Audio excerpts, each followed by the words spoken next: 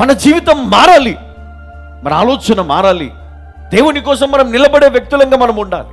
ఇంతకాలం మన జీవితంలో మనం కోల్పోయినటువంటి సమయము చాలా విలువైంది. ఏ రోజు కూడా మనము దేవుని కోసము మనం ఆలోచన చేయలేదు. దేవుడు మనకిచ్చిన ధన్యత ఏంటో తెలుసా? ఈరోజు ఇక్కడ కూర్చోవడం, ఈరోజు వినడం ఈ వాక్యం. క్రైస్తవులుగా మనకిచ్చినటువంటి ధన్యత ఏంటంటే మనము మన ప్రేమను కలిగి ఉన్నాం. దేవుడు మనకిచ్చిన ప్రేమను బట్టి మనము ఇతరులను ప్రేమించే వారముగా ఉన్నాం, ఇతరులకు సహాయం చేసే వ్యక్తులంగా ఉన్నాం, ఇతరులకు బోధించే వ్యక్తులంగా ఉన్నాం, సాక్షి బిడ్డలుగా ఉన్నాం, స్తుతించే ఆరాధించే బిడ్డలుగా మనం ఉన్నాం. సంఘము ద్వారా నిజంగా దేవుడు ఎన్నో కుటుంబాలను దేవుడు బలపరుస్తూ ఉన్నాడు. యూట్యూబ్ ద్వారా, లైవ్ ద్వారా, మరి ఫేస్బుక్ ద్వారా ప్రతి అవకాశాన్ని మనం వాడుకుంటూ ఈ సువార్తను మనము ప్రకటిస్తూ ఉన్నాం. కాబట్టి సంఘము ఈరోజు ఆ విషయాన్ని జ్ఞాపకం చేసుకోవాలి.